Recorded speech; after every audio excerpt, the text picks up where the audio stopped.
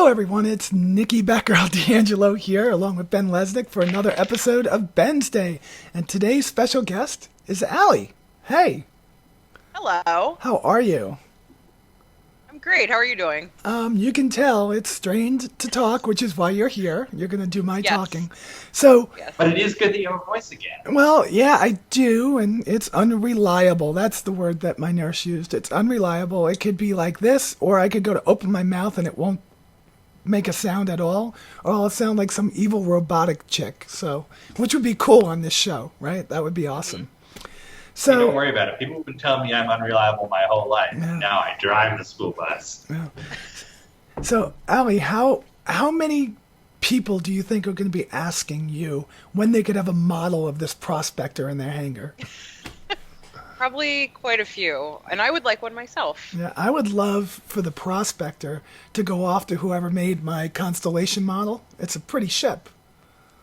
And based on the few minutes of the Reverse the Verse I got to watch today, it seems like you like it too. I'm a fan, and I didn't expect to be. You know, mining is not something that really spoke to me before, but I don't know. There's something about this one. Well, this one's a pretty ship, but mining, doesn't it sound a lot like fishing in an MMO? Yes. I was just. We were explaining just to talking. folks Yes, that- we were just talking about that earlier, Yeah. actually. Yeah, Hennessy brought up EverQuest at lunch, and I was telling him about it. I looked up online because it had all these quiet moments, and I just spent all my time fishing with my buddies. And it was great through the days. So, Fishing and abandoning people in Walrus Island. yeah, so I had told everybody that all the enablers, my organization, that I'm not buying this. It's going to be another time sink and everything. And I bought the Prospector because it's a pretty ship, but also because I think I have a bad taste in my mouth from mining in Eve, you know? And it's not saying it was bad. It was just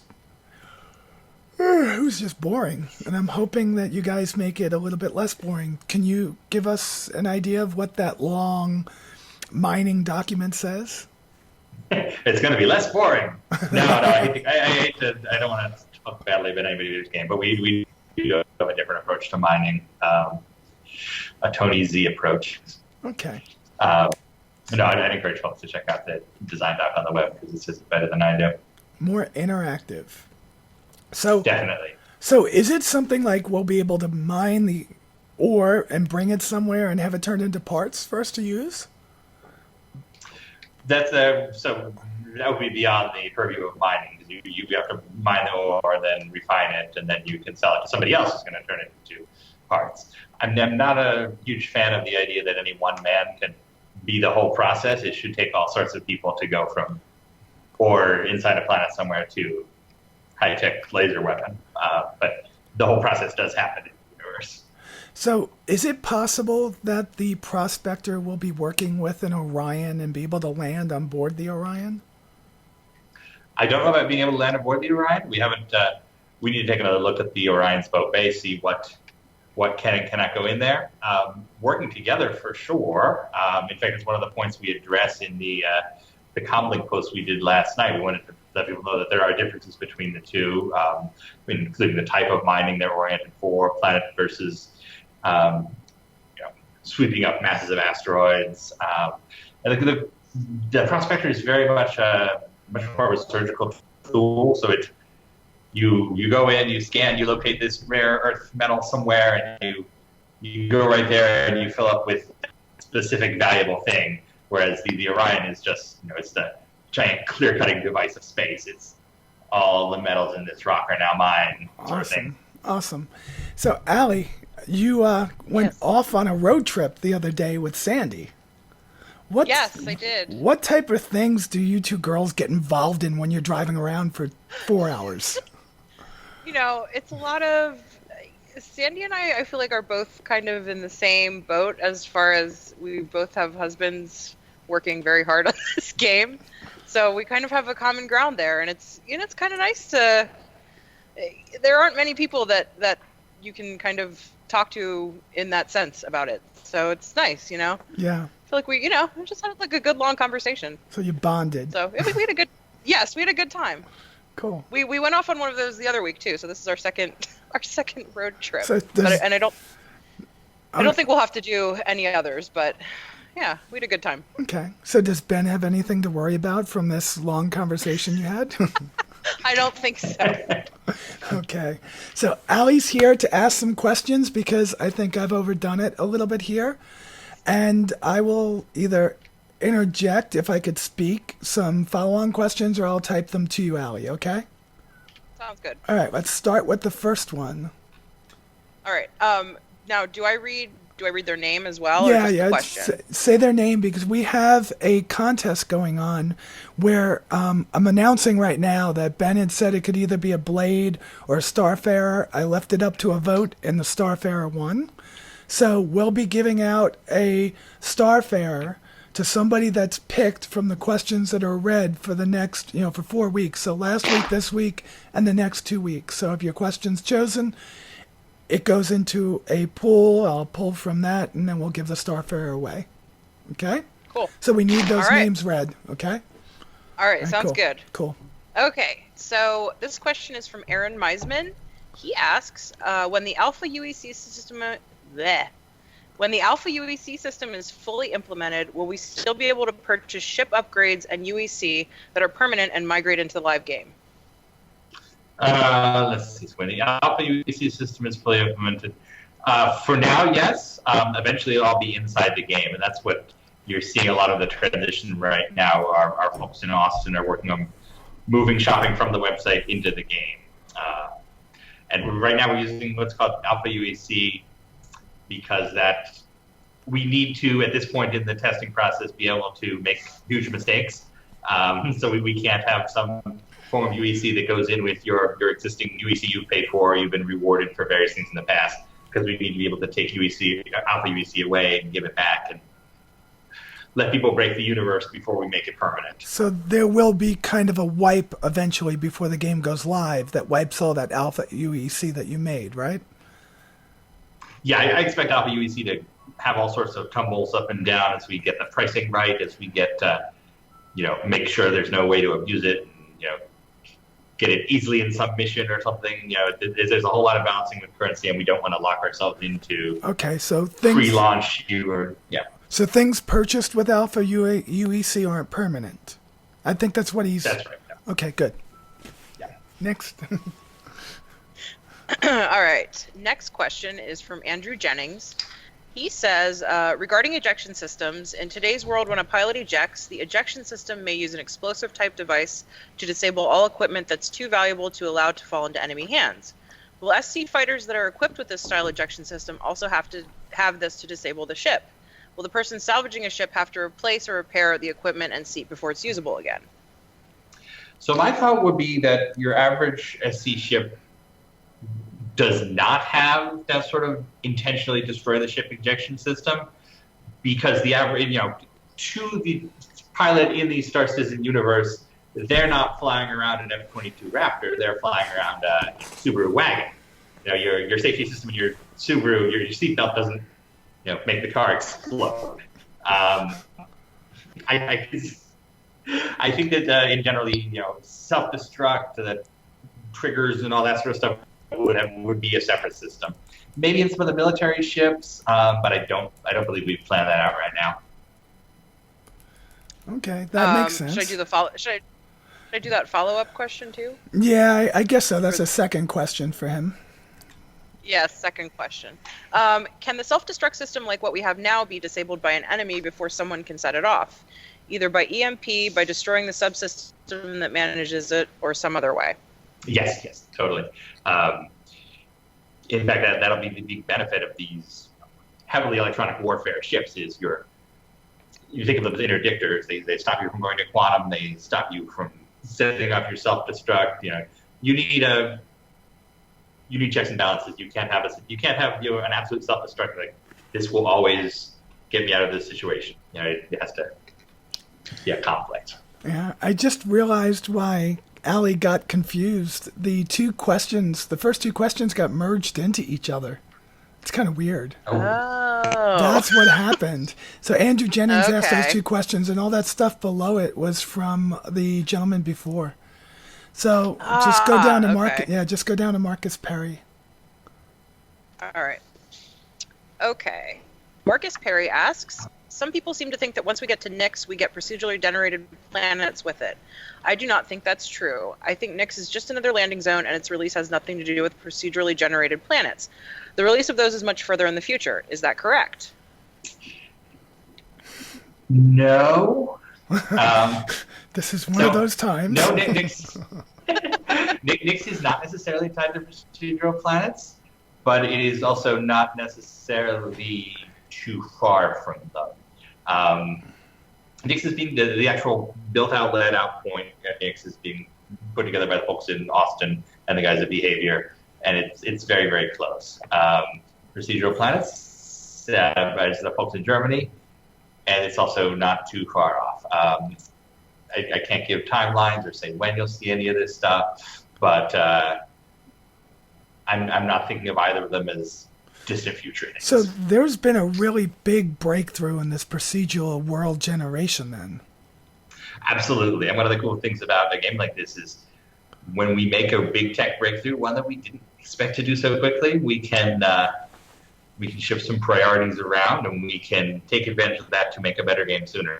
And you'll hear about that later this year. Awesome. Do you see a lot less people in Arena Commander now that there's a lot more to do in Point Olisar?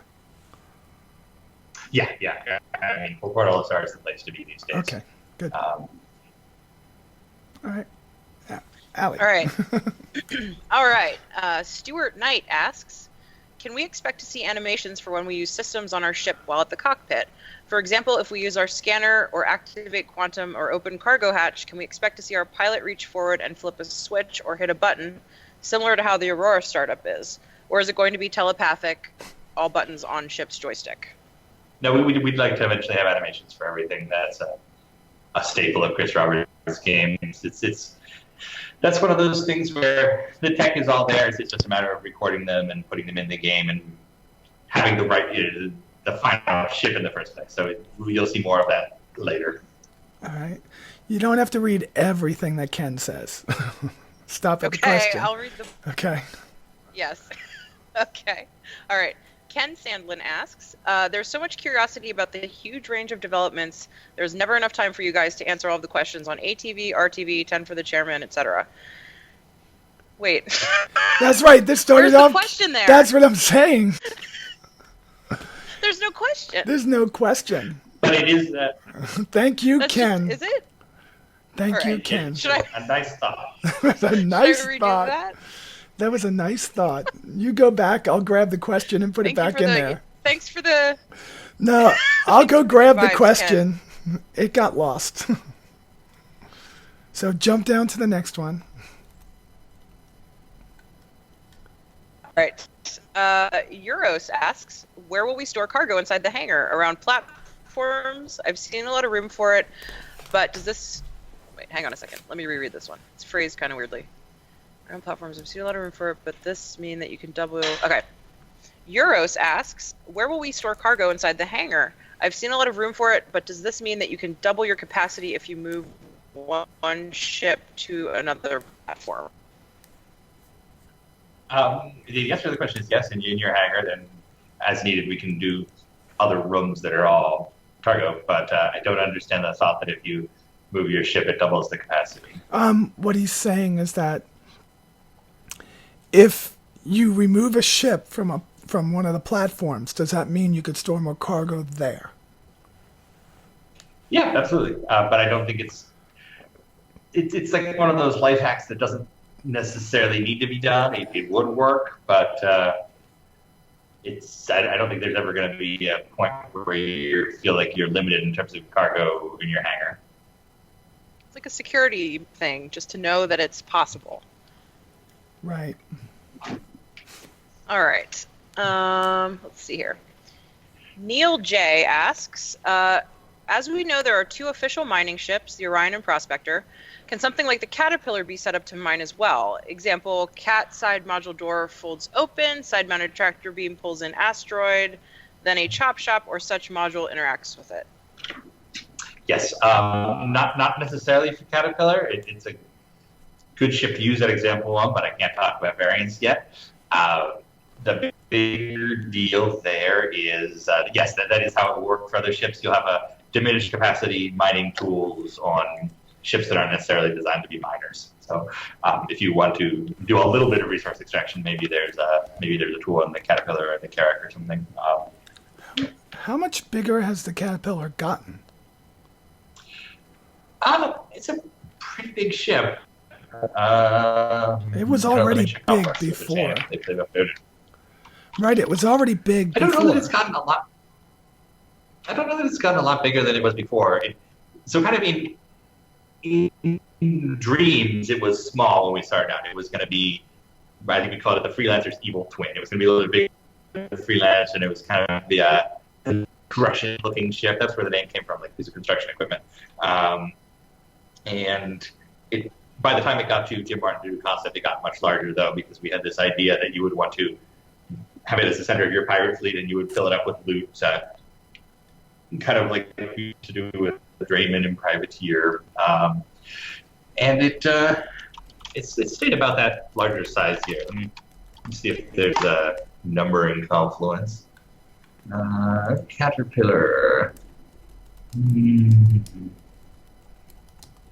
It's currently listed as 75 meters. So it's not that big.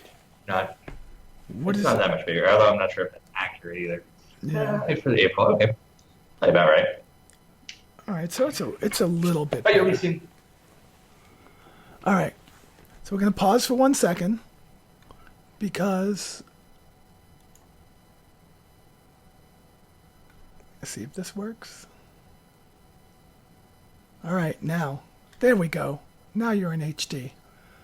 Yay! My computer just so people need to see my pores. Oh no, my computer swapped networks right in the middle of everything, and you started to pixelate, so it was crazy. So that's that wonderful dual band router I have. All right, so next question. All right.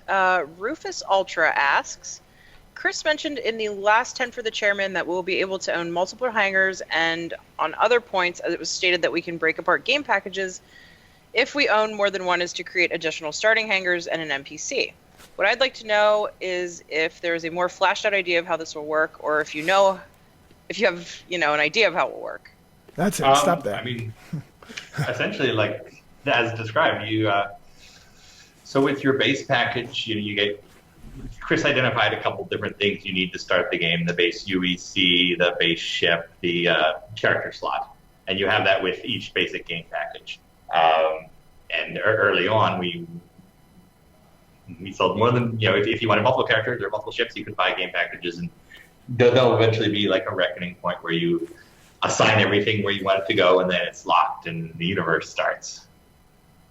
So that's essentially it. I mean, like myself, I own 6 or 7 game packages, and each one could have its own starting location, or I could have them all start at the same place and pick my hangars later. And be like associated accounts. Yeah. So the idea is, right now, the missing layer in all this is character. We have account, and then all your stuff is all in one account. So your orgs are all associated with your account, your forum posts are all associated with your account. What we need to do, and this is part of the Orgs 2.0 push from Terminal that they're working on right now, is we need that other layer of, okay, here's Ben's account, and here's his pirate leader bandits, and here's his military hero guy Maverick, and call sign, sorry, and they're both part of this account, but they each have different ships and different reputations, and they'll never touch each other unless I want them to, and it'll be great. So we're working on that character layer now. Okay, cool. And that's what's beginning to come out in 2.4. Slowly. I can't talk about what's in 2.4 yet. The character stuff has to happen on the platform side a bunch also, so that'll be later. But Turbulent is working on basically revamping all of our communications into one system that will account for that. Okay. But 2.4, persistence, persistence is a big thing there. Hoping to do some shopping stuff. We have all sorts of very big changes that we are hoping to have in 2.4, and we should know more next week. Awesome. I'm waiting for my invite, holding my breath. I think there was a part 2 in that one. Was there, Allie? There was, yes. So follow up to that, with the new wave of upcoming concept ships, will there be some for sale in a lower price range for the people who don't have much money but would love to be part of a concept event? Absolutely. The Prospector, which we kicked off today, is a lower tier ship compared to some we've done. I mean, it's still a bunch more than I think a lot of people will want to pay for a digital item. But we are looking at some smaller scale ships too, especially the Dragonfly, the Origin 85X, which we kicked off this past week. And there are a couple, in fact, almost all of the ships coming up in the next year, with the exception of two and some legacy ones you're going to see, are all much smaller 1-2 seat starter plus Hornet range ships. So lots of lower cost ships coming up. Polaris is not going to be $90. No, it is not. It might not even be $290. I think it'll be more than $290. Yes, so do That'll I. probably be our most expensive concept coming up. Okay. All right. And everyone knows that I'm already looking for a child to auction off. See which one No gets comment. A's. Well, I have 3. I have 3. Could get my daughter married off and get a dowry. You see what you cause? So what happened with I missed some things when I was out. What happened? I know that the Starfarer Gemini price went up. I know that had to go up. Okay. Yeah. What happened with the price of the Reliant? We're sticking to our initial plan of just increasing the price a little each time. Hopefully. Oh, but that was told before that you were going to do that. We announced that way back at the very start. We just haven't been doing it much, and we're getting to the point where the sales data we get from a concept sale is really a lot more valuable than anything else. So we really would like, in a perfect world, for people to pick up the ships during the concept sale where they're cheapest. It informs a lot of how excited people are about different things. It tells us, what direction, if we're going in the right direction with so-and-so idea. So when the ships come back, we kind of want to have less of a reason for you to buy them. We want to reward folks for getting in early. So how soon after a ship goes on sale do you start getting data back for that? Almost immediately. I could tell it's honestly within 5 minutes of the sale going live. Like today for the Prospector, it just went crazy with people melting. We watched the numbers and it went crazy with people melting. In like 15 minutes, there were 400 Prospector hulls assigned, which is fantastic numbers. As our ability, as our kind of abilities given to players to melt previous things, CCU, and so on, you don't see as much of a jump in cash. That's not a big concern for this. The bigger deal is, hey, 400 people decided they wanted this ship, and especially we like to look at, they wanted this ship instead of, they will look, they melted their M50s for this. Let's see what's going on with the M50. They melted their Vanguards for this. What's going on with the Vanguard? That sort of thing. But you have to, because you allow unmelts at this point, which might not be the case later on, correct? Yeah, there certainly won't be into the game. It will be part of the game universe. You have to go to a ship dealer, sell your own ship for a loss. So when unmelts are over when the game goes live, so we'll just put it that way. So right now, you can take, for instance, I know somebody who had just melted 2 ships because he has no money this week to get the Prospector. But when he gets paid at the end of the month, he's going to buy those 2 unmelted ships back. We take that into account. Okay. It's a very common use case. I think the majority of ships at this point are sold that way. Yeah. And we're happy to give people the option to upgrade later. It tells us about priorities. We watch how many of each CCU were sold. It tells us what people are thinking about in the future. We put a lot of thought into the numbers we see go through the website, especially with the concept sales. Cool.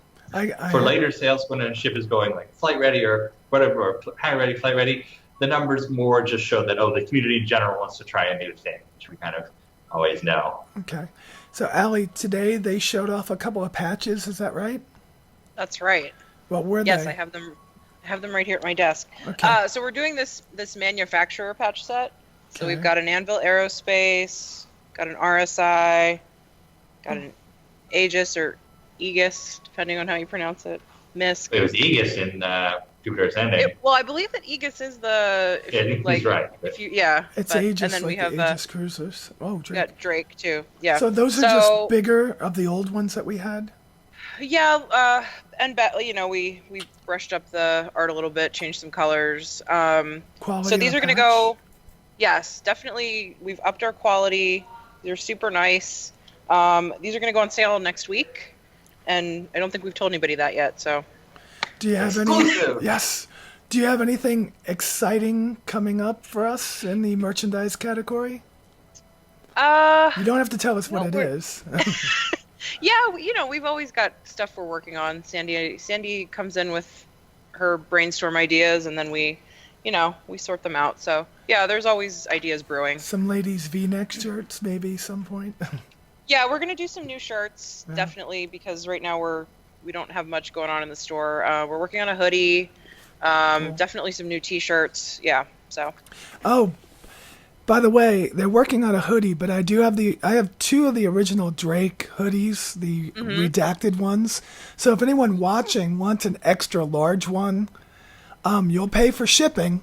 Just send me an email to starcitizenaa@gmail.com, and I'll pick a winner and get with you and get it out to you. Awesome. Those are hard to come by. Yeah, I have. Well, the extra large was too big, so Sandy sent me a large. So now I got the extra large to give off, to give out. Pretty good. Awesome. Yeah. All right, I think we're done. Allie, thank you so much. I would love to have you join us every now and then because Absolutely. people would have so many questions about stuff, and you are the queen of stuff. Anytime. I'm happy to do it. Yeah, that is awesome. And with that said, Ben, again, happy birthday. I know it's Thank late, you. but happy birthday. Yeah, I feel like my birthday's been going on forever at this point. Yeah, we've been celebrating for weeks now. Yeah, I was saying thank you to happy birthday wishes for about 10 days, so yeah. It's good. That's good. You should, birthdays are good. You should get at least a birthday month out of it, I think. Yeah, until you're my age, then you just want it to go away as quickly as possible.